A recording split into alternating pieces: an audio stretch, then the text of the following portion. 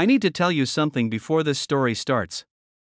There are two versions of what happened on an afternoon in Los Angeles, late 1960s. Both told by people who were there. Both told honestly. Both, in their own way, completely accurate. And they don't match. They don't match in the small details. They don't match in the big details. They don't even match in what kind of event it was.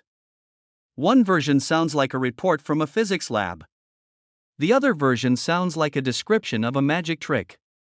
And the strangest part, the part that kept me up at night when I first started putting this together, is that both versions are correct. I've spent months trying to reconcile them. I've interviewed people who knew both men.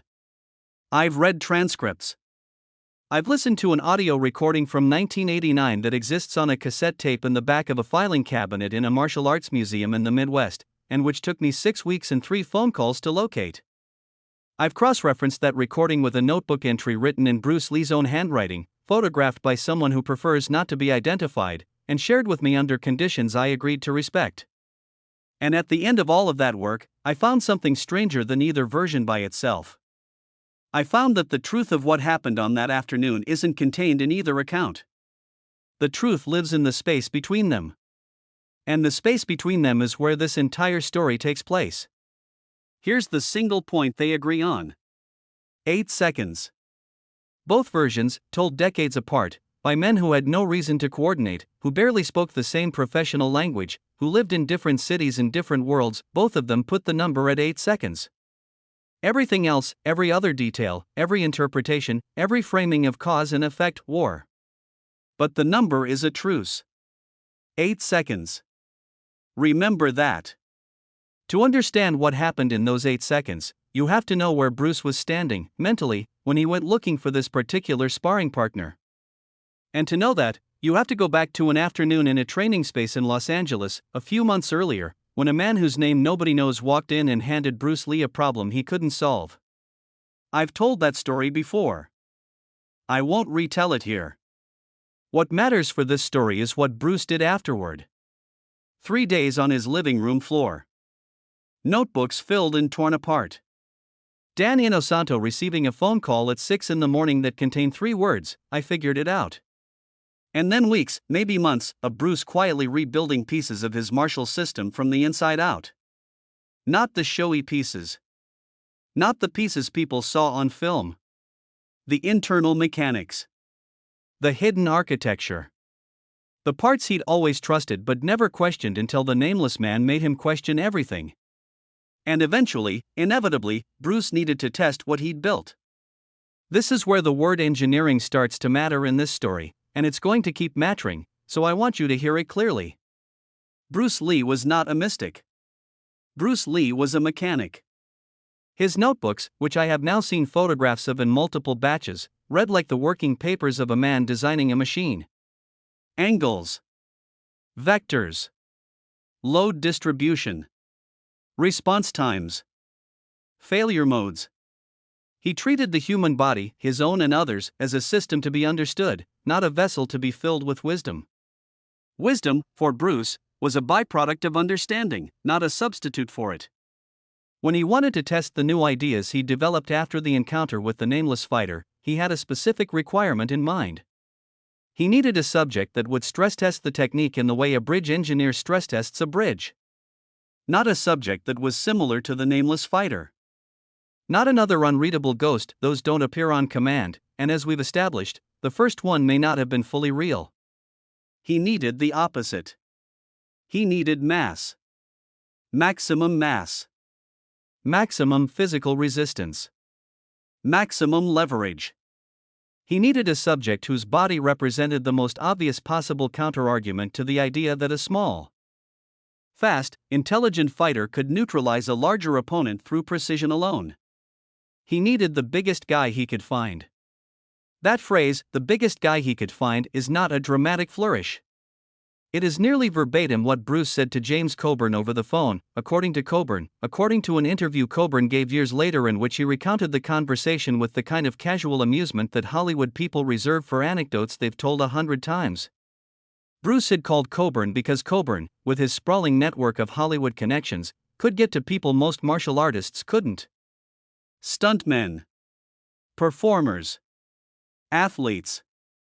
The physical people who worked in the industry but weren't movie stars, the bodies that filled the background of action scenes.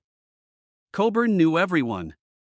And Coburn, that afternoon, happened to know a man who fit Bruce's specifications better than any other human being within driving distance of Los Angeles. The wrestler didn't speak about this for 20 years. When he finally did, he told exactly one person, in a hotel bar in 1989, after 3 drinks and a lot of hesitation. And that one person's response set off a chain of events that I'm still untangling, and which I'll get to in the final part of this story. But for now, understand this: the man I'm about to describe to you was, by his own later admission, one of the happiest, loudest, most confident human beings in Southern California at the time he walked into Bruce Lee's training space.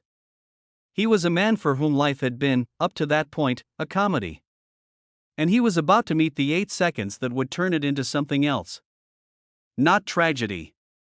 Don't worry. He didn't get hurt. Nobody got hurt in this story. That's part of what makes it strange. But comedy ended. Something else began. And for 20 years, he couldn't find a word for what had replaced it. Let me tell you about him. Southern California, late 1960s. The professional wrestling circuit was a different animal than it is now. You've seen modern pro wrestling, the spectacle, the scripted storylines, the athletes who are also performers, the performers who are also athletes. In the 1960s, the ratio was different. The spectacle was there, yes, but the men underneath it were closer to legitimate fighters than the current crop. Many had collegiate wrestling backgrounds. Some had boxed. A few had done time in carnival strongman shows, or in the brutal catch-as-catch-can circuits that predated modern wrestling and which had no patience for men who couldn't actually fight. These were not actors who had learned to pretend to wrestle.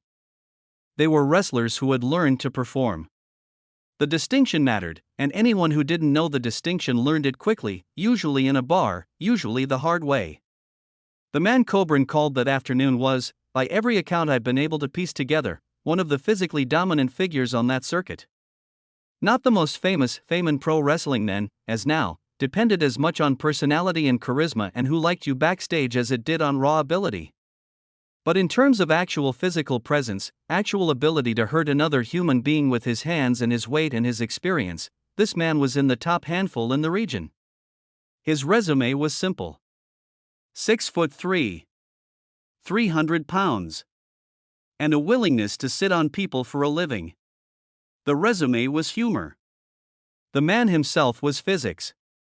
His build was not the aesthetically pleasing physique of a modern bodybuilder, all visible muscle definition and low body fat. He was thick, dense, barrel-chested in a way that made shirts lie to you about their actual size.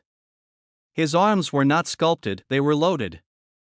His legs moved like pistons. His neck was, and I'm not exaggerating, approximately as wide as an average man's thigh. This is not a metaphor. This is a measurement. I spoke with someone who had trained with him briefly, and the phrase he used was, "You could hang a tire off his neck and it wouldn't bend." His hands were large enough to palm a basketball. I want to pause on that detail, because it sounds like hyperbole. And it's not. Palming a basketball requires the ability to grip a 9.5-inch diameter sphere with one hand, fingers splayed, thumb and pinky spanning the full circumference. Most men cannot do this. Many NBA players cannot do this. This man could do it easily, with either hand, without effort. When he shook your hand disappeared. When he grabbed your shoulder in greeting, you felt your collarbone reconsider its life choices. And here is the part that matters most, the part that most writers would leave out for narrative convenience: he wasn't just a big body with performance skills layered on top. He had real grappling ability. Collegiate wrestling background, verified. Several years in the catch circuit before moving to the pro ranks. He'd broken bones in the ring, both accidentally and deliberately, and had them broken in return.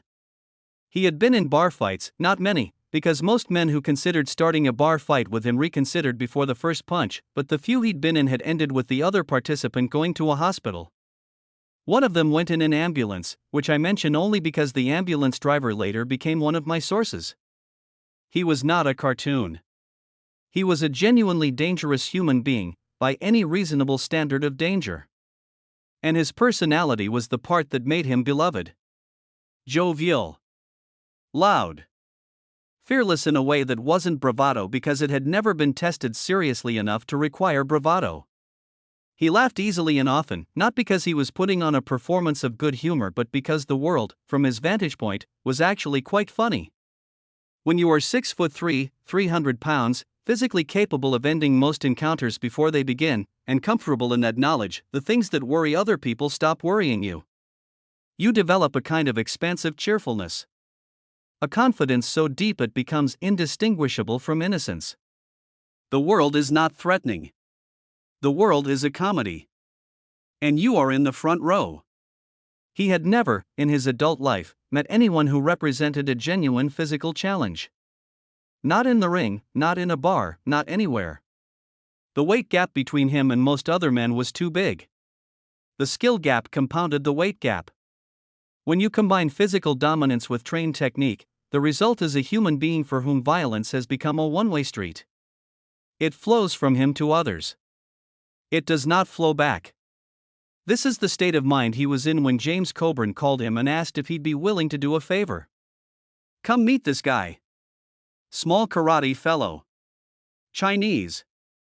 Supposed to be something special. Coburn wanted them to spar. Casual. Friendly. Just an exchange. The wrestler thought it was funny before he'd even hung up the phone. He said yes, not because he was curious about this Chinese fellow's abilities, but because he already knew the story he was going to tell in the locker room afterward. He could practically hear himself telling it. Hey fellas, you're not going to believe this. Coburn sets me up with this tiny Chinese fella, maybe 130 pounds, cute little guy, thinks he can spar. Had to hold back just so I wouldn't hurt him. Told him I was impressed. Bought him a Coke afterward. Coburn tipped well for the comedy. The story was already written in the wrestler's head. All that remained was the brief inconvenience of actually participating in the event it described.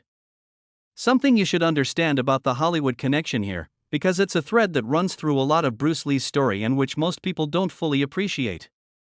James Coburn was not just an actor who happened to know Bruce. Coburn was one of Bruce's closest students, closer than most people realize, and he took his training seriously, more seriously than most of the celebrities who went through Bruce's orbit. Coburn understood what Bruce was doing. He'd felt it firsthand. He'd been on the receiving end of techniques that made him reconsider what his own body was capable of. When Bruce asked Coburn to help arrange something, Coburn didn't just cooperate, he participated. He understood he was helping engineer a demonstration. Not just an introduction. Coburn knew exactly what was about to happen to the wrestler. He'd seen versions of it before. He'd been the wrestler, in a smaller way, at an earlier stage in his own education. And when he relayed Bruce's request and heard the wrestler laugh over the phone, Coburn kept his voice neutral and friendly and did not correct the wrestler's assumptions. He let the man walk toward his own revelation in the condition Bruce preferred his test subjects, relaxed, unguarded, and absolutely certain that they were the biggest threat in the room. The afternoon of the sparring session, Coburn arrived early. The wrestler arrived about 20 minutes later, in a car that visibly lowered on its suspension when he got out of it. He was in good spirits. He'd come straight from a workout and was still warm, still loose, still radiating the casual confidence of a man who had been told he was about to do a favor and was looking forward to the story it would generate. He walked toward the training space entrance. And he had to duck to go through the door. That's not a joke. The doorway was standard height, and he had to bend his neck to avoid the frame. This was something he did automatically, hundreds of times a day, without thinking, a quiet, constant reminder that the world had been built for smaller men and that he moved through it as a visitor from a larger species. He ducked through the door. He straightened up inside. He looked around the room. His eyes landed on the man standing in the middle of the mat. And he laughed. I want to describe this laugh carefully, because it's important. It wasn't cruel. It wasn't mocking in a mean-spirited way. It wasn't the laugh of a bully finding a victim. It was a genuine, authentic, from the diaphragm laugh, the laugh of a man who has just seen something that strikes him as legitimately funny. Because from his perspective, it was funny. He was 6'3". The man on the mat was maybe 5'7", maybe 5'7.5". He was 300 pounds. The man on the mat was, by visual estimate, 135, maybe a hair more. That's a difference of 165 pounds. 165 pounds is the weight of an entire other adult human male. You could take the man on the mat, add a second man on the mat identical to him, and they still wouldn't equal what was standing in the doorway. In any combat sport that has ever existed, anywhere on Earth, in any era, this is not a matchup. It's not David and Goliath, because David and Goliath at least had a weapon to balance the equation. This was David with his bare hands and a smile. The wrestler looked at Bruce. Looked at Coburn. Looked back at Bruce. This is the guy? Coburn nodded. Said nothing. His face did something very slight, a micro-movement at the corner of the mouth that was either the beginning of a smile or the suppression of one. Not obvious. Not mocking. Just the subtle expression of a man who has seen this movie before and knows how it ends. The wrestler laughed harder. It was the kind of laugh that came up from somewhere deep, the laugh of genuine amusement, not performed. He turned to Bruce with an expression that was almost apologetic, as if to say, "No offense, little guy, but come on." And Bruce smiled back. Here is where things started to be wrong, and the wrestler didn't notice because he wasn't calibrated to notice these things. Bruce's smile wasn't polite. It wasn't embarrassed. It wasn't the smile of a small man trying to deflect the scrutiny of a large one. It was something else entirely. I'm going to borrow the words of someone who was there and who later described it to me. She said, Bruce smiled the way a man smiles when someone has just walked into a trap he built himself, and who doesn't yet know he's in it. Not cruel. Not gleeful. Just knowing. Like a chess player who has seen 16 moves ahead and is waiting for his opponent to touch the piece that ends the game. The wrestler didn't see any of that. He saw a smile. He interpreted it as politeness. He filed it under the heading of small man being gracious. And he continued toward the center of the mat. 135 pounds of patience, standing across from 300 pounds of amusement. Bruce spoke. 4 syllables. Whenever you're ready. It was the most dangerous sentence the wrestler had ever heard in his life, and he did not know it, and in 7 or 8 seconds, he would know it, and then he would spend 20 years trying to forget that he knew it. But at that moment, he just nodded, still smiling, still comfortable, and took his position across from Bruce. His stance was not a wrestling stance.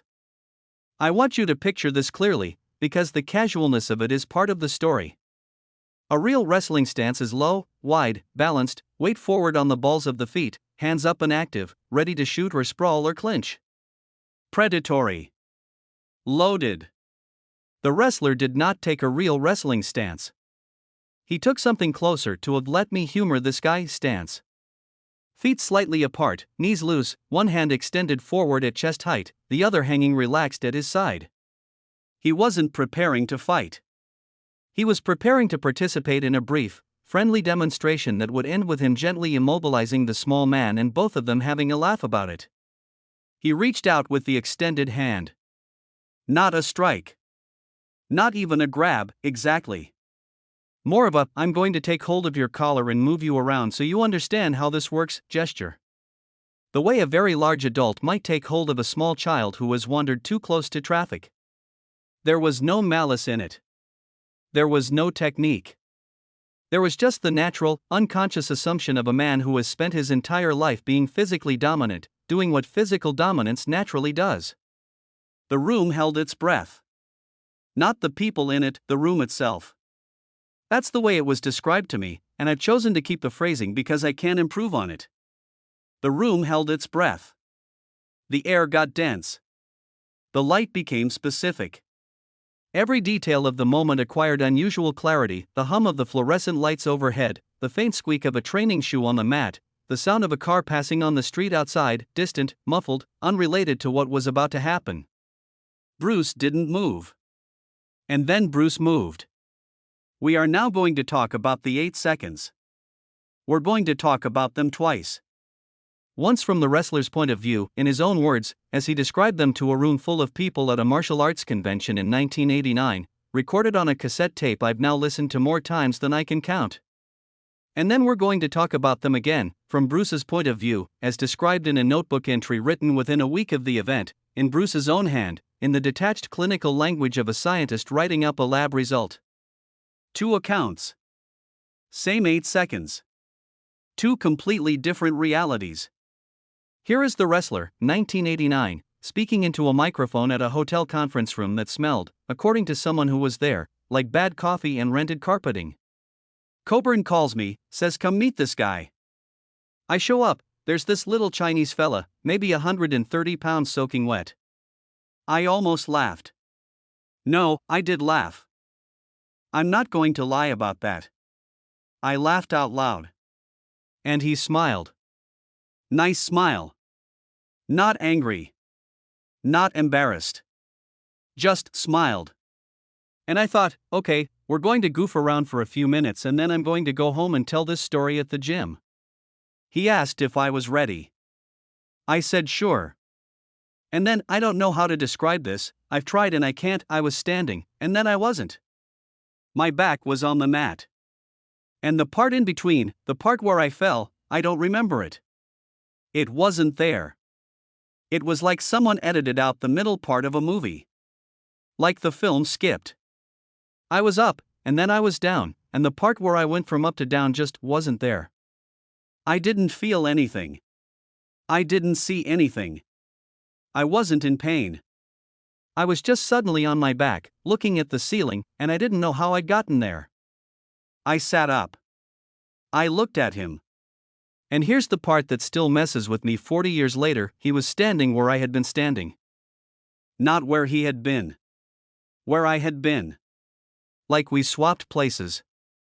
But only one of us fell. I was on the ground, and he was in my spot. Just standing there. Calm. Not even breathing hard. I asked him to do it again. Partly because I thought maybe I'd missed something and I could catch it the second time. Partly because, well, honestly, partly because I didn't believe it had happened. I wanted confirmation. Proof. He nodded. We reset. Same positions, same distance. I was more ready this time. Knees a little bent. Eyes on his hands. I was going to see it. Floor. Same floor. Same spot. Same no memory of how I got there. Same him standing in my place. Same everything. I still hadn't seen it. I got up. I'm starting to feel something I haven't felt in a long time, I don't know what to call it. Not fear. Not anger. Something like confusion, but worse than confusion. Like the world has gotten a rule wrong and I can't find anyone to complain to about it. 3rd time. And this time, I swear to you, this time I was locked in. I was going to see what this little guy did if it killed me. I was focused the way I used to focus in the ring when things got real. Eyes open. Mind clear. Ready. Floor. Didn't see a damn thing. I lay there for a second. Looked up at the ceiling. Looked at him. He was doing the same thing he'd done both other times, standing in my spot, calm, not breathing hard, waiting to see if I wanted to try again. I didn't want to try again. I got up. Dusted myself off. Said, "Nice to meet you." Or something like that. Shook his hand. My hand disappeared inside his the way my hand usually disappears other people's hands inside of, if you know what I mean. Except his hand felt like a piece of rope. Not soft. Not hard. Just there. I let go. I walked out. I got in my car. I drove home. I didn't say a word to Coburn. Coburn didn't say a word to me. And for 20 years, I didn't say a word to anyone. That's the wrestler's account. The tape runs for another 40 minutes after that, but the part that matters for our purposes is those few paragraphs. The core of his memory. The shape of his experience.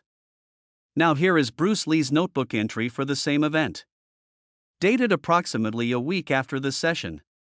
Written in Bruce's compact, precise handwriting, in the clinical language he used when he was documenting experiments. I'm reading from a photograph of the original. I've cleaned up the formatting slightly, but I haven't changed a word.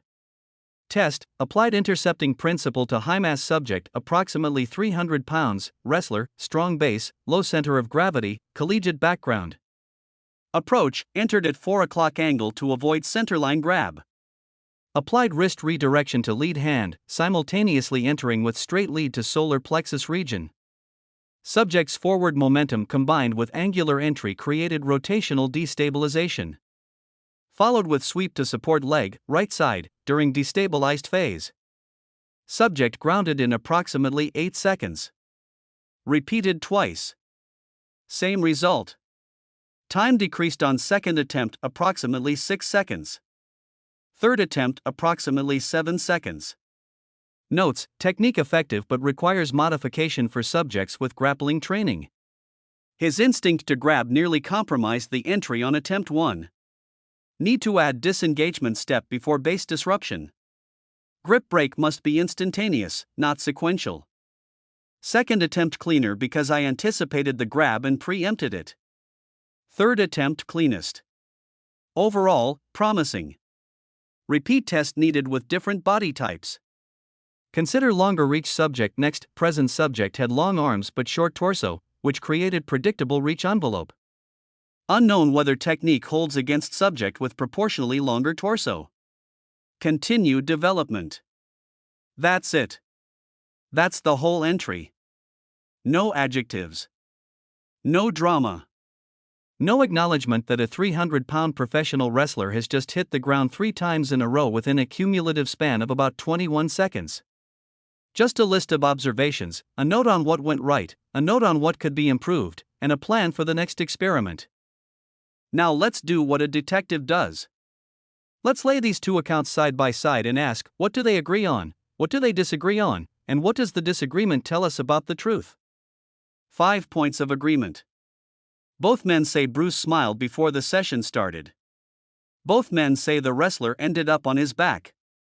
Both men say it happened 3 times. Both men say the wrestler couldn't identify what Bruce did.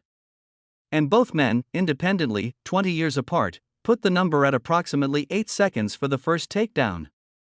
8. Not 10, not 5, not a few seconds. 8. That kind of numerical convergence from 2 independent sources, across 2 decades, is rare. People don't remember numbers that precisely unless the number burned itself into their memory through sheer force of impossibility. Now the disagreements.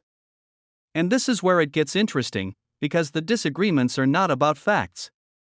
They're about interpretation. They're about what kind of event this was. The wrestler describes magic. His language is the language of the inexplicable. I was standing, then I wasn't. Like someone edited out the middle part of a movie. Didn't see a damn thing. He is describing an experience that his brain could not process, and because it could not process it, it stored it as a gap. An absence.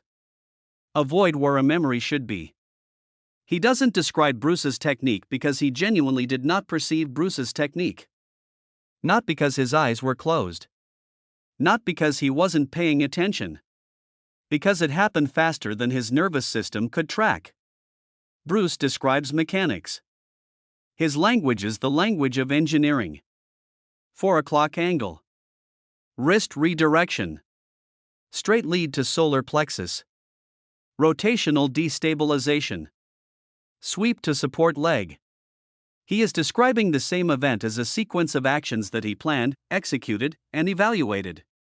There is no mystery in his account. There is no magic. There is only a series of physical inputs that produced a predictable physical output, documented for the purpose of iteration and improvement. This is the core of the disagreement. Not who's right and who's wrong. Both are right. Both are describing the same 8 seconds with perfect honesty. The disagreement is about the nature of reality itself, about what an event is, depending on where you're standing when it happens. Here's what I think actually happened. And I want to be clear, this is my reconstruction, based on the two accounts, on my understanding of biomechanics, on conversations with people who trained with Bruce during this period, and on a healthy awareness that I could be wrong about any or all of it. The wrestler reached forward with his right hand.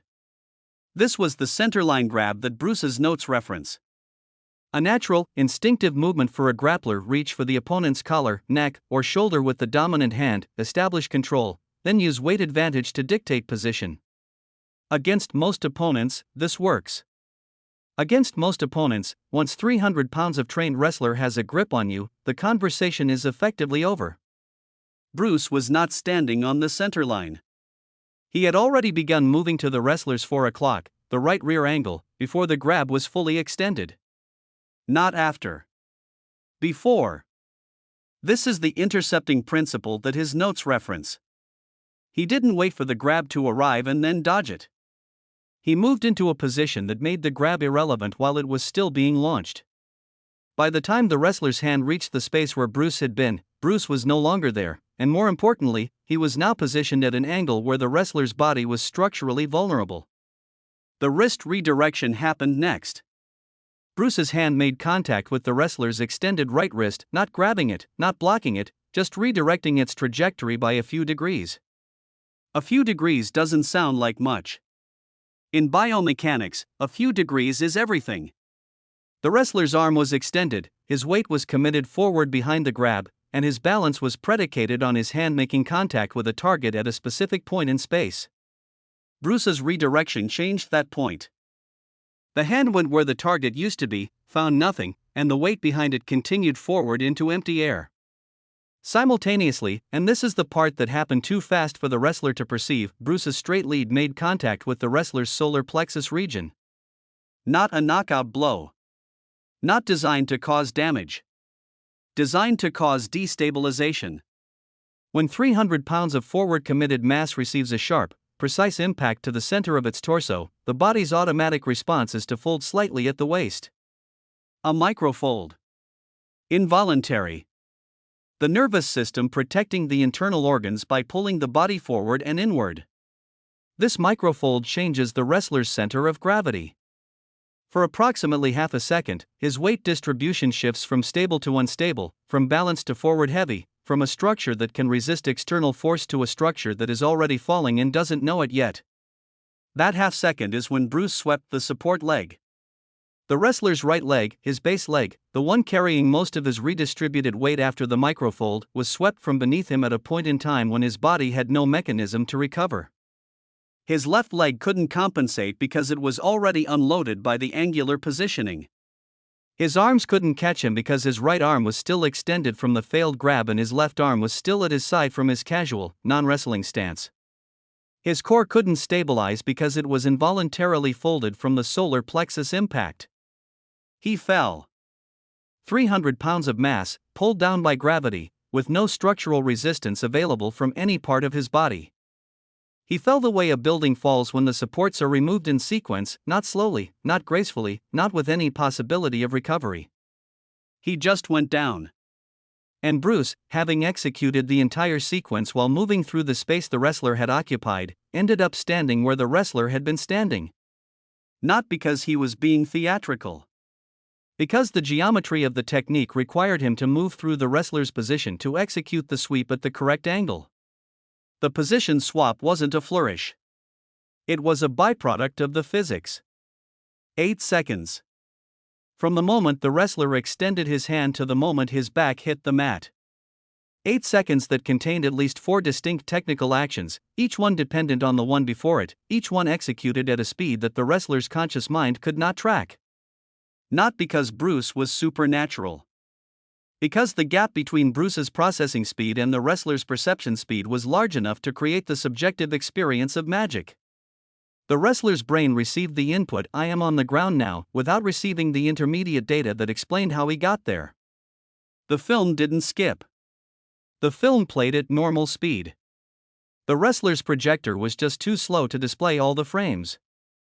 This is what I mean when I say the truth lives between the two accounts. The wrestler experienced magic because his nervous system couldn't clock the mechanics. Bruce experienced mechanics because his nervous system was the one doing the clocking. Same event. Same room. Same 8 seconds. Two completely different realities, both absolutely true, neither one complete without the other. And here's the detail from Bruce's notes that haunts me more than anything else in this entire story. After grounding a 300-pound professional wrestler 3 times in a row, in a cumulative span of approximately 21 seconds, Bruce Lee sat down and wrote about what went wrong. His instinct to grab nearly compromised the entry on attempt 1. Need to add disengagement step before base disruption. Grip break must be instantaneous, not sequential. He wasn't celebrating. He wasn't marveling at what he'd accomplished. He was troubleshooting. The way an engineer looks at a bridge that held up under load and immediately starts calculating what would happen under greater load. What if the wrestler had been faster with the grab? What if the grip had landed before Bruce could redirect? What if a bigger wrestler, or a more experienced one, or one who was actually trying to hurt him instead of trying to humor him, had been standing there instead? Bruce was already designing the next iteration. Already solving the next problem. Already looking past the success to the failure that hadn't happened yet but might. 300 pounds on its back, 3 times in a row, in 8 seconds each time, and the man who put it there was taking notes on his own imperfections. That contrast between the wrestler's experience of impossibility and Bruce's experience of inadequacy is the most honest portrait of Bruce Lee I've ever encountered. It's more honest than the movies. More honest than the biographies. More honest than the legends. Because it shows you both sides of the same coin. To the world, Bruce was superhuman. To Bruce, Bruce was a work in progress. And the distance between those two perspectives is the distance between legend and reality, as usual, is more interesting. 8 seconds. That number again. It keeps coming back because it refuses to leave. 8 seconds to cross 165 pounds of difference. 8 seconds to turn 300 pounds of certainty into 300 pounds of confusion. 8 seconds to prove that mass is not destiny, that size is not fate, that the biggest man in the room is only the biggest man in the room until someone in the room understands physics better than he does. The wrestler stood up after the 3rd time. And here is where the story takes a turn that nobody who knows only the fight part would expect. He didn't ask to go again. He didn't ask for an explanation. He didn't ask to become a student. He didn't ask Bruce to teach him what had just happened, or how, or why his brain couldn't see it no matter how hard he tried.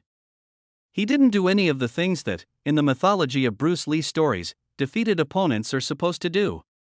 He didn't drop to his knees in reverent submission. He didn't pledge allegiance to a new master. He didn't experience a spiritual awakening or a martial arts epiphany or any of the dramatic conversions that these stories usually end with.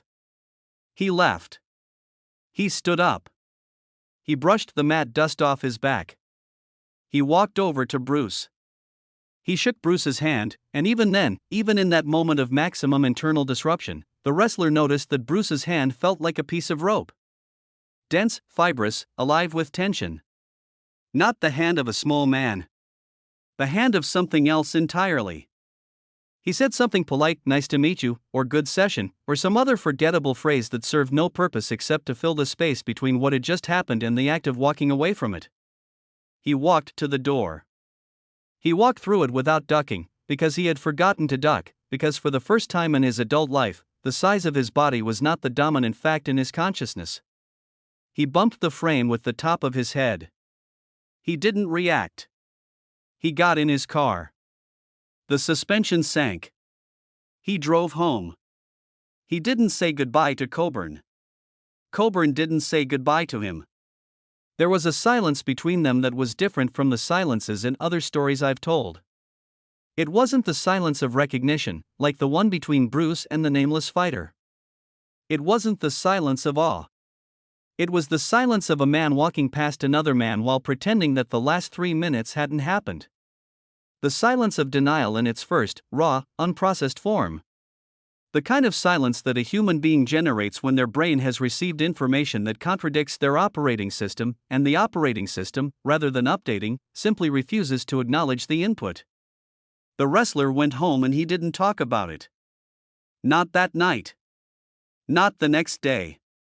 Not the next week. I've interviewed people who knew the wrestler during the months and years that followed. Training partners, fellow wrestlers on the circuit, a bartender at a place where the wrestlers used to drink after shows. None of them had heard the story. Not one. Not a whisper. Not a hint. 20 years of complete, airtight silence about the most significant 8 seconds of his physical life. He kept wrestling. He kept winning. He kept being 300 pounds of professional dominance, night after night, city after city, throwing men around rings and landing with the manufactured thunder of a performance that had real weight behind it. From the outside, nothing changed. He was the same man. The same body. The same laugh, although something about the laugh, according to one person who knew him well, had shifted in a way that was hard to define. It came a little less easily. Lasted a little less long. Reached a little less deep. As if the laugh had been a building, and someone had removed one of the foundation stones, and the building still stood, but it stood differently. It stood with effort where before it had stood with ease. I think I understand why the wrestler reacted so differently from other people Bruce defeated. And I want to lay out the logic carefully, because it matters for the rest of the story and it matters for understanding something about the nature of identity. When Bruce defeated a martial artist, a karate practitioner, a kung fu stylist, a judoka, anyone whose identity was built on the practice of fighting, the defeat was devastating but survivable. Because a martial artist's identity is constructed around understanding combat. Combat is the central question of their life. Every day they train, they are asking the question, how does fighting work, and how can I do it better? When Bruce defeated them, he was providing an answer to that question. A painful answer, a humbling answer, but an answer nonetheless. The karate man who lost to Bruce in seconds could go home and think, I lost because my understanding was incomplete. I need to learn more. The defeat became data. Data can be integrated. Data makes you stronger. Losing to Bruce Lee, for a martial artist, was like failing an exam in a subject you've devoted your life to. It hurts. But it points you toward what you need to study next. The wrestler was not a martial artist. Not in his own self-conception. He was a physical force.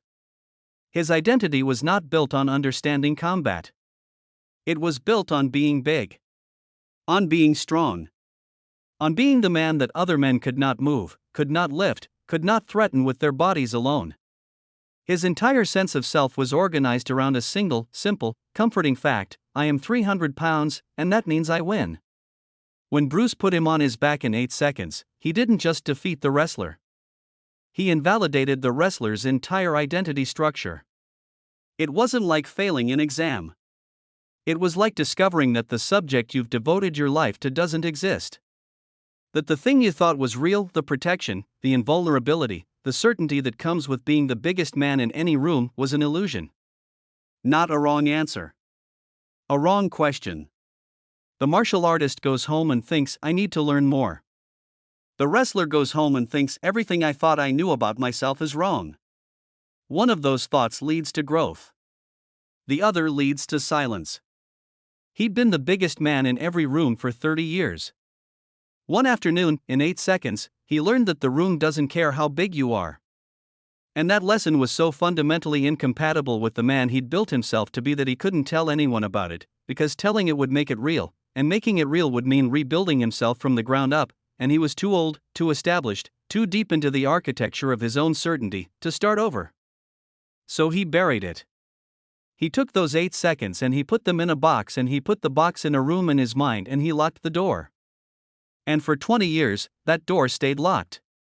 The 8 seconds existed only in his private experience, surfacing at unwanted moments, in the shower, driving alone on a highway at night, lying in bed after a show with the crowd noise still ringing in his ears, those moments when the mind wanders into rooms you've told it not to enter. He would be reaching for a beer, or tying his shoes, or shaking someone's hand, and suddenly he would be back on that mat, looking at the ceiling, with no memory of how he got there. The edited movie playing again. The skip. The gap. The 300 pounds of him on the ground and the 135 pounds of Bruce Lee standing in his spot, not breathing hard, waiting to see if he wanted to go again. He never wanted to go again. Not in the training space. Not in his memory. But memory doesn't ask permission.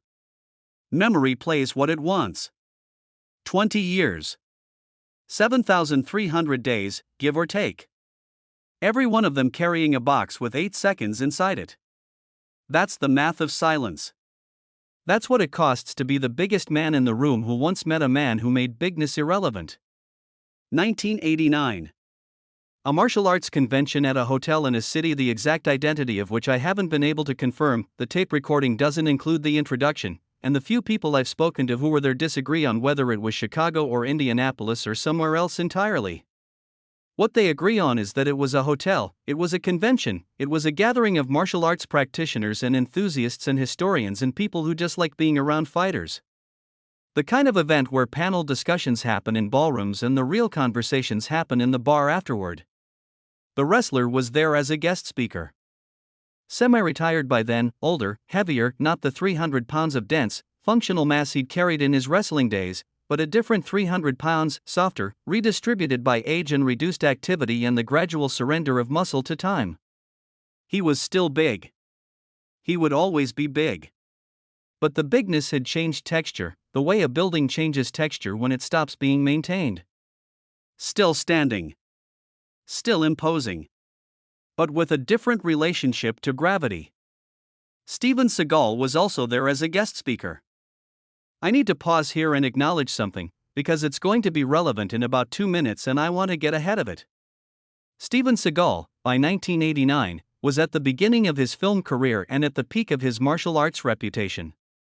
Above the Law had come out the previous year.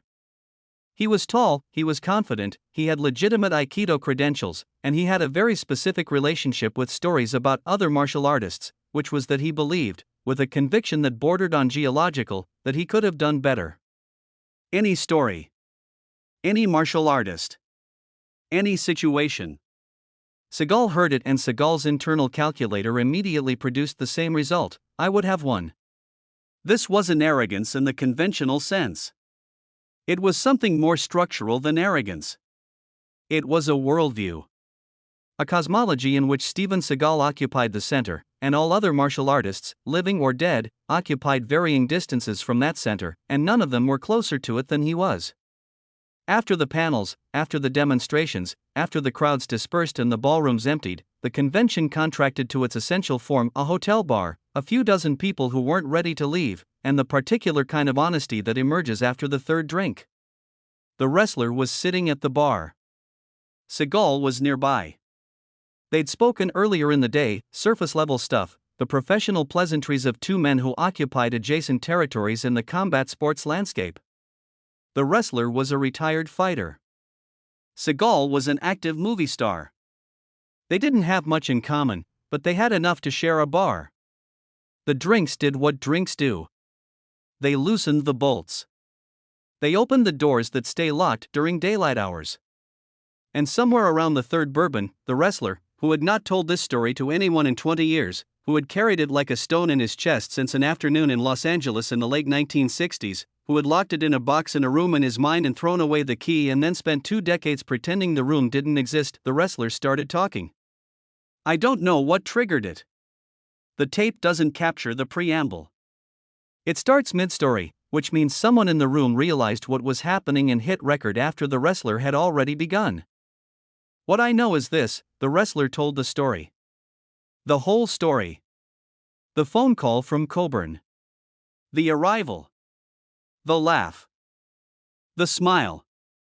The 8 seconds. The floor. The 3 attempts. The not seeing. The driving home. The 20 years of silence. He told it to a room of maybe a dozen people, but he was looking at Seagal when he told it. Seagal was the audience. Everyone else was background. When the wrestler finished, there was a silence in the bar that the tape captures beautifully. It's a specific kind of silence. Not the silence of awe. Not the silence of respect. The silence of a room full of people who understand what they've just heard, who understand its weight, who understand that the man telling it has been carrying it alone for longer than some of them have been alive. It's the silence of witnessing. A few seconds of it. Maybe 5. And then Seagal spoke. 2 sentences. The tape is clear. The audio quality is mediocre. It's a handheld recorder picking up bar noise, ice in glasses, someone coughing in the background, but Seagal's voice is unmistakable, that low, flat, even delivery that would become famous in a dozen action movies over the next decade. I could handle that. Pause. Wouldn't have gone down. 5 words, then 3. 8 words total. And in those 8 words, you can hear the entire architecture of a particular kind of ego, the kind that hears a story about someone else's extraordinary ability and immediately translates it into a story about itself. Seagal didn't ask how. Didn't ask what technique Bruce used. Didn't ask the wrestler to describe the sensation in more detail. Didn't express curiosity or respect or wonder or any of the responses that the story, by any reasonable human measure, should have provoked. His first and only response was a statement about himself. A declaration that the thing which had defeated the wrestler, the thing which the wrestler had spent 20 years unable to process or explain, would not have defeated him. The tape captures something else after Seagal's response. A sound. Brief. Quiet. Almost inaudible under the bar noise. The wrestler laughed. Not the big, genuine, from the diaphragm laugh that he'd brought to Bruce's training space 20 years earlier. A different laugh. Small. Dry. The kind of laugh that isn't really a laugh at all but a sound the body makes when the mind has received an input so perfectly absurd that no other response is available. He didn't argue. He didn't correct. He didn't say, "You don't understand, you weren't there, you don't know what it's like to be on that floor looking at that ceiling." He just made that small, dry sound, and then he picked up his drink, and then the conversation moved on to other things. I've thought about that moment a lot. The 3 responses to Bruce Lee that this story contains. The martial artist from earlier in this series, who was defeated and inspired. The wrestler, who was defeated and silenced. And Seagal, who wasn't even there, who heard the story secondhand in a hotel bar, and whose immediate response was dismissal dressed up as confidence. 3 men. 3 relationships with the same truth. The martial artist said, "Teach me." The wrestler said, "Nothing, for 20 years." Seagal said, "I would have one." And if you want to understand human beings, not martial arts, not fighting, not the mechanics of 8-second takedowns, if you want to understand the species, those 3 responses are a pretty good map. We learn, or we bury, or we deny. Those are the options. Those have always been the options. What we do with information that threatens our self-concept is the most honest test of character that exists, and most of us, if we're being honest, cycle through all 3 at different times in our lives. The wrestler eventually made peace with those 8 seconds. Not quickly, not easily, and not completely. But the telling itself, the act of speaking the story out loud in that hotel bar after 20 years of silence, was a kind of release valve. The pressure that had built up behind the locked door didn't disappear, but it decreased. It became manageable.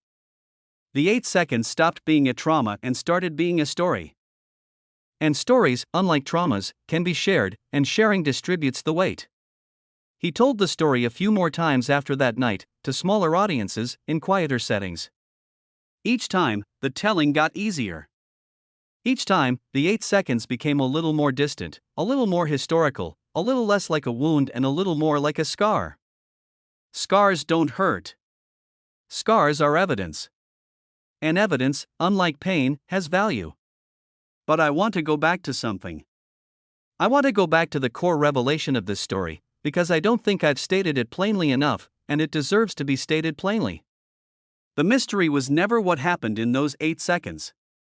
The mechanics are clear, or as clear as mechanics can be 50 years after the fact.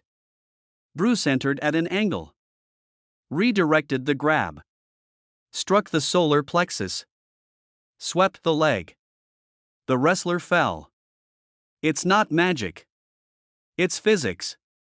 Brilliant, precisely timed, executed at a speed that exceeded human perception, but physics nonetheless. The mystery was why two honest people can experience the same 8 seconds and come away with two completely different accounts of reality. And the answer, the real answer, the one that took me months to arrive at and which I'm still not sure I've fully grasped, is this: reality is not a fixed thing. Reality is a function of processing speed. The wrestler's reality was the reality of a man whose nervous system could not track the events as they occurred. In his reality, the 8 seconds contained a gap, an absence. Magic. Bruce's reality was the reality of a man whose nervous system was doing the tracking. In his reality, the same 8 seconds contained a sequence, a mechanism, engineering. Neither man was wrong. Neither man was lying. They were simply operating at different speeds, and speed determines what you see, and what you see determines what you believe, and what you believe determines how you describe the world. The wrestler lived in a world where a small man could do impossible things. Bruce lived in a world where a disciplined man could do difficult things quickly. Same world. Same room. Same 8 seconds. Two truths, coexisting, irreconcilable, both complete. That's the revelation. Not that Bruce was fast. Not that the wrestler was slow. That the distance between fast and slow is the distance between magic and mechanics, and that most of what we call magic in this world is just mechanics we haven't learned to see yet. And most of what we call mechanics is just magic we've gotten used to. 8 seconds. 165 pounds of difference. 3 takedowns. 2 versions. One truth that lives in neither account and in both. The wrestler is gone now. Passed away in the early 2000s, according to the best information I've been able to gather. He never became famous. He never wrote a book. He never leveraged his 8 seconds with Bruce Lee into anything public or profitable. He carried the story quietly, told it a few times, and then left it behind the way you leave behind any weight you've carried long enough. Bruce is gone too, of course. Has been gone since 1973. His notebooks survive in fragments, photographed and shared and argued over by researchers who can't agree on what they mean. The entry about the wrestler is one small page in a body of work that spans years of obsessive documentation. It doesn't stand out. It doesn't announce itself as significant. It sits between an entry about finger jab timing and an entry about hip rotation in the hook kick, as ordinary as a Tuesday, as unremarkable as gravity.